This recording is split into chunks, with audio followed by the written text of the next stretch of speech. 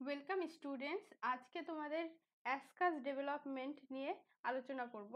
অ্যাসকোবোলাসের যে অ্যাসকাস থাকে, তোমরা সবাই জানো এটা অ্যাসকোমাইসিটিসের আন্ডারে, অ্যাসকোবোলাসের ফানজাইয়ের আন্ডারে পড়ছে। তো এই অ্যাসকোবোলাসটা যে অ্যাসকাস ডেভেলপমেন্ট, এটা কিন্তু খুব ইম্পর্টেন্ট পরীক্ষার জন্য। প্রায়শই পরীক্ষায় এই কোশ্চেনটা থাকে আর ভালো নাম্বার ক্যারি করে, +4 +5 এরকম নাম্বার ক্যারি করে।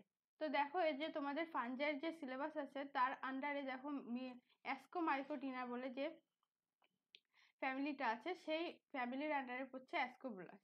এবার তোমাদের এরকম ভাবে কোশ্চেনটা আসবে যে describe the development of ascus in Ascobolus with suitable illustration. অর্থাৎ অবশ্যই তোমাদের কিন্তু ছবি দিতে হবে এবং ছবির মাধ্যমে জিনিসটাকে খাতায় তুলে ধরতে হবে। প্রথমে দেখো, অ্যাসকোবোলাসের যে সিস্টেমেটিক পজিশন আছে সেটা কিসের আন্ডারে পড়ছে? অ্যাসকোমাইকোটিনার আন্ডারে পড়ছে, আর পেজাইজেসি অর্ডার পড়ছে। জেনাস হচ্ছে অ্যাসকোবোলাস। একে কপ্রোফিলাস ফানজাই কেন বলে?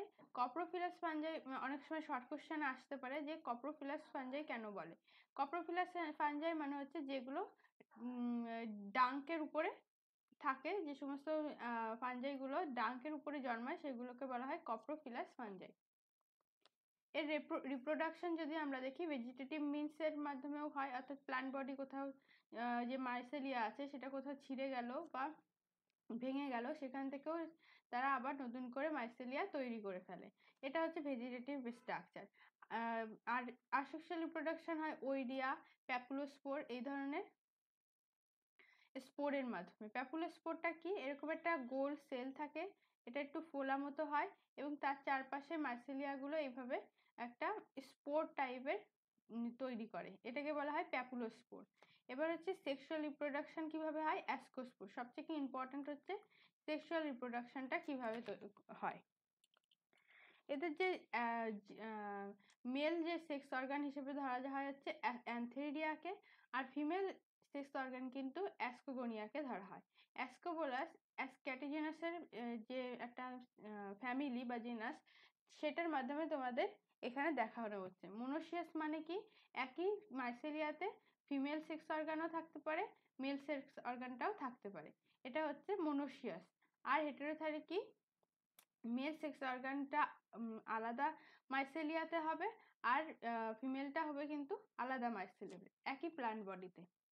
এবার দেখো, তোমাদের এই ছবিতে দেখানো হয়েছে যে অ্যান্থেরিডিয়ার ব্রাঞ্চ যেটা আছে সেটা কিন্তু একটু মোটা আছে এবং ক্লাবড শেপের আছে। আর অ্যাসকোগোনিয়াম কিন্তু অপেক্ষাকৃত ছোট আছে, এটাও ক্লাব শেপের আছে। এবার যখন অ্যাসকোগোনিয়া সেল ডিভিশনের মাধ্যমে এটাকে যে অ্যান্থেরিডিয়া থাকে সেই অ্যান্থেরিডিয়াকে কয়েল করা শুরু করে, অর্থাৎ পেঁচানো শুরু করে। পেঁচানোর যে প্রথম অংশ, এই যে লম্বাটে যে ফার্স্ট অংশ, এটাকে বলা হয় ট্রাইকোগাইন। আর পরের যে সেলটা থাকে সেই একদম নিচে, এটাকে বলা হয় স্টক। এই ট্রাইকোগাইনটা কিন্তু খুব ইম্পর্টেন্ট, তোমাদের শর্ট কোশ্চেনও দিতে পারে যে ট্রাইকোগাইন কাকে বলে। অর্থাৎ অ্যাসকোগোনিয়ামের যে প্রথম অংশটা থাকে, ফার্স্ট যে পার্টটা থাকে, সেটাকে হচ্ছে ট্রাইকোগাইন বলে। এই ছবিতে তোমরা ভালো করে বুঝতে পারবে। আর এই মাঝের অংশটা কিন্তু তৈরি করা হচ্ছে অ্যাসকোগোনিয়াম। এবার দেখো, এই যে ট্রাইকোগাইন যেখানে টাচ করছে এই জায়গাটা ডিজলভ হয়ে যায়, এখানে দুটো পর্দা ডিজলভ হয়ে এর যে ভিতরের যে নিউক্লিয়াসগুলো, এই নিউক্লিয়াসগুলো অ্যান্থেরিডিয়ার যে নিউক্লিয়াসগুলো, এই অ্যান্থেরিডিয়ার নিউক্লিয়াসগুলো কিন্তু অ্যাসকোগোনিয়ার ভিতরে চলে আসে এবং কি হয়, পেয়ারে পেয়ারে এগুলো কিন্তু অবস্থান করে সাইডের দিকে। অর্থাৎ এর ভেতরে যে নিউক্লিয়াস ছিল আর এই অ্যান্থেরিডিয়া থেকে যে নিউক্লিয়াসগুলো আসলো, সেই নিউক্লিয়াসগুলো কিন্তু একসঙ্গে পেয়ার অবস্থায় সাইডের দিকে এইভাবে সজ্জিত হয়। এবার সজ্জিত হওয়ার পরে এরকম ছোট ছোট অ্যাসকোজেনাস হাইফি তৈরি হয়, একদম একদম ছোট ছোট অ্যাসকোজেনাস ইয়াং অ্যাসকোজেনাস হাইফি তৈরি হয়। এই অ্যাসকোজেনাস হাইফির ভিতরে কিন্তু আস্তে আস্তে অ্যাসকোস্পোর তৈরি হয়। পরের যে স্লাইডটা আছে সেটা দেখলে তোমরা বুঝতে পারবে যে এই যে হাইফাল কন্ট্যাক্ট, এটা একটা মেল অ্যান্থেরিডিয়া বিয়ার করছে, আর এটা হচ্ছে অ্যাসকোগোনিয়া বিয়ার করছে। এবার এই গ্যামেটেনজিয়া মানে এদের কিন্তু গ্যামেট আছে, অর্থাৎ এদের যে নিউক্লিয়াস আছে এন, কিন্তু এই নিউক্লিয়াস এন, এর পাশে যে নিউক্লিয়াস আছে এর ভিতরে এটাও এন। এই গ্যামেটেনজিয়ার কন্টাক্ট যেখানে হচ্ছে সেখানে ডিজলভ হচ্ছে, আগের ছবিটাই দেখলে তোমরা। এবার এই ছবিটা পর্যন্ত তোমরা দেখেছো, যে এই ছবিটা পর্যন্ত দেখেছো যে এরা অ্যাসকোজেনাস, অসংখ্য অ্যাসকোজেনাস হাইফি তৈরি হচ্ছে। এই অ্যাসকোজেনাস হাইফিগুলো কিন্তু তোমরা যদি বড় আকারে দেখো সেটা কিন্তু অ্যাপোথেসিয়া তৈরি হচ্ছে। এই অ্যাপোথেসিয়া যদি আমরা ট্রান্সভার্স মানে এইভাবে কাটি, তাহলে ঠিক এরকম একটা স্লাইড পাবো, এরকম একটা স্লাইস পাবো। এই স্লাইসের মধ্যে কিন্তু এখানে আমরা দেখব অনেক অ্যাসকোজেনাস হাইফি রয়েছে, অর্থাৎ অ্যাসকোস্পোর, যার মধ্যে অ্যাসকোস্পোরগুলো রয়েছে। অ্যাসকোস্পোর যেগুলো আছে সেগুলো হচ্ছে ক্যারিওগ্যামির মাধ্যমে 2n থাকে। এই 2n গুলো কিন্তু মিওসিসের মাধ্যমে n হয়। এই ক্যারিওগ্যামি মানে কি, তোমাদের পরের স্লাইডে আমি দেখাচ্ছি যে এই যে ক্যারিওগ্যামি মানে নিউক্লিয়াস দুটো যে আছে, আগের স্লাইডে যেটা দেখালাম যে এর নিউক্লিয়াস মানে অ্যান্থেরিডিয়ান নিউক্লিয়াস আর অ্যাসকোগোনিয়ামের যে নিউক্লিয়াসগুলো আলাদা আলাদাভাবে সজ্জিত হয়ে গেছিল, এগুলো কিন্তু একসঙ্গে হয়ে 2n হচ্ছে। যেহেতু এটার মধ্যে আছে হচ্ছে এন, এটার মাধ্যমে আছে এন, এটা দুটো একসঙ্গে ক্যারিওগ্রামির মাধ্যমে হচ্ছে 2n হচ্ছে। এই 2n গুলো হচ্ছে মিওসিস, এবং তারপরে মাইটোসিসের মাধ্যমে 8টা, প্রত্যেকটা অ্যাসকাসের মধ্যে 8টা করে অ্যাসকোস্পোর তৈরি করে। এই অ্যাসকোস্পোরগুলো ম্যাচুরেশন হওয়ার পরে এই অপারকিলাম, অর্থাৎ যে অ্যাসকাসের যে মাথার অংশটা, এই মাথার অংশে একটা লিড বা ফাঁকা অবস্থা থাকে, সেই ফাঁকা অবস্থা থেকে অ্যাসকোস্পোরগুলো কিন্তু বের হয়। এই অ্যাসকোস্পোরগুলো কিন্তু আবার এন, তাহলে 2n থেকে কিভাবে এন হচ্ছে এবং এন এর থেকে কিভাবে 2n হচ্ছে, এগুলো তোমাদের একটু বুঝিয়ে দিই। দেখো যে অ্যাসকোস্পোর যেটা আছে সেটা এন এন আছে। গ্যামেটেনজিয়ার যে নিউক্লিয়াস ছিল সেটাও এন ছিল।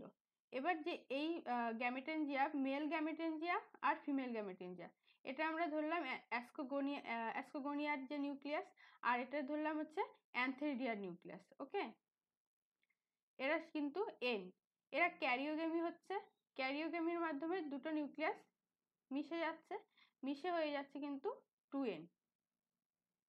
এবার এদের মিওসিস হচ্ছে, মিওসিসের মাধ্যমে কি হচ্ছে, মিওসিসের মাধ্যমে এরা হচ্ছে চারটে অ্যাসকোস্পোর তৈরি হচ্ছে, এগুলো হচ্ছে n সংখ্যক। মিওসিসের মাধ্যমে এই প্রত্যেকটা কিন্তু আবার করে যখন ডিভিশন হবে, এটার থেকে দুটো, এটার থেকে দুটো, এটার থেকে দুটো, প্রত্যেকটার থেকে দুটো করে মাইটোসিস হচ্ছে। এই ক্ষেত্রে কিন্তু এই পর্যায়ে হচ্ছে মাইটোসিস। প্রথমে হচ্ছে মিওসিস 1, মিওসিস 2, তারপরে হচ্ছে কিন্তু মাইটোসিস। মাইটোসিসে কতগুলো অ্যাসকোস্পোর তৈরি হচ্ছে, টোটাল 8টা, সবগুলোই কিন্তু n সংখ্যক। এইভাবে এরা n যে ক্রোমোজোম অ্যাসকোস্পোর তৈরি করছে। এবার যখন তোমরা দেখেছো অ্যাসকোজেনাস হাইফি তৈরি হয়েছিল, অ্যাসকোজেনাস যে হাইফিগুলো তৈরি হয়েছে, এর মধ্যে যেহেতু যে নিউক্লিয়াস আছে সেটা তোমাদের একটু বুঝিয়ে দিই, যে এইখানে কিন্তু নিউক্লিয়াস, এটা একটা ফার্স্ট যে সেলটা আছে, এখানে একটা সেল আছে, এখানে একটা সেল আছে, এই তিনটে সেল যদি আমি ধরি, তাহলে পরবর্তীতে কি হচ্ছে, এর একটা কোজিয়ার ফর্ম হচ্ছে, এরকম একটা হুক টাইপের কোজিয়ার ফর্ম করছে বেঁকে যে। এই ফর্ম এই যে পয়েন্টটা, এটা খুবই ইম্পর্টেন্ট। এই কোজিয়ার ফর্মেশনটা কিন্তু তোমাদের বোঝাতে হবে, তাহলে কিন্তু তোমাদের ভালো মার্কস আসবে। এবার এই কোজিয়ারের যে এই কন্ট্যাক্ট, এই জায়গাটা যে সেলটা ছিল, এই সেলটারে যে দুটো দুটো করে, যেহেতু আমি বলেছিলাম পেয়ারে পেয়ারে অবস্থান করছে, একটা অ্যান্থেরিডিয়াস নিউক্লিয়াস, একটা অ্যাসকোগোনিয়াসের নিউক্লিয়াস, তোমাদের আর একটু পরিষ্কার করে বুঝিয়ে দিই।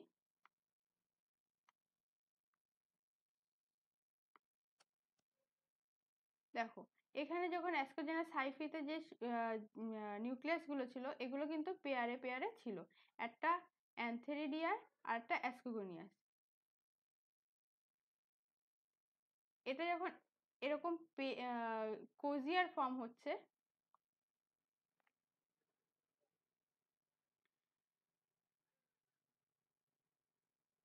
কোজিয়ার ফর্ম হলে এই দুটো কিন্তু এই জায়গা থেকে কিন্তু অ্যাসকোজেনাস মাদার সেলটা হবে হচ্ছে এইটা অ্যাসকোজেনাস মাদার সেল, এটা হবে হচ্ছে অ্যাসকোজেনাস মাদার সেল। অর্থাৎ এই যে সেলটায় যে দুটো আছে সেইটা কিন্তু আস্তে আস্তে এইভাবে বড় হবে। এরা কিন্তু পরবর্তীতে মিলে যেয়ে 8টা অ্যাসকোস্পোর তৈরি করবে। এই মাঝখানের সেলটাকে বলা হয় হচ্ছে অ্যাসকোজেনাস মাদার সেল।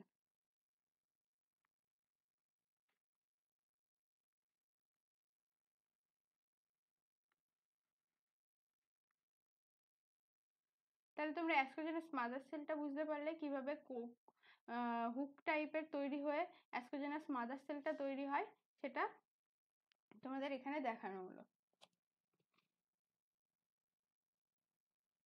আর প্রত্যেকটা অ্যাসকোসের মধ্যে কিন্তু 8টা করে অ্যাসকোস্পোর থাকে, এন তাদের ক্রোমোজোম সংখ্যা, এটা কিন্তু মাথায় রাখবে। এটা একটা হচ্ছে অ্যাসকোস্পোর যদি মেল হাইফি হয় আর একটা হচ্ছে ফিমেল হাইফি হবে, এইভাবে অ্যাসকাস তৈরি হয়। এটা তোমাদের +5 +4 এইভাবে কোশ্চেনটা কিন্তু আসতে পারে, এবং এই ছবিটার মাধ্যমে তোমাদের বোঝাতে হবে। এই ছবিটা মেন, এই ছবিটা তোমাদের মেন, আর এই ছবির সঙ্গে তোমরা পরে এইটুকু এখান থেকে তোমরা কিন্তু যোগ করে দিতে পারো পরে ওই ছবিটার সঙ্গে। তাহলে এই যে সাইকেলটা তোমরা দেখাবে, ইলাস্ট্রেশনটা দেখাবে, তাহলে এই কোশ্চেনটা কিন্তু কমপ্লিট, তোমাদের নাম্বারটা পাবে। আর এই জায়গাটা খুব ইম্পর্টেন্ট যে ক্যারিওগেমি, তারপরে মিওসিস, এবং তারপরে মাইটোসিস বা মাইটোসিস, তারপরে এই 8টা মোট অ্যাসকোস্পোর তৈরি হয়।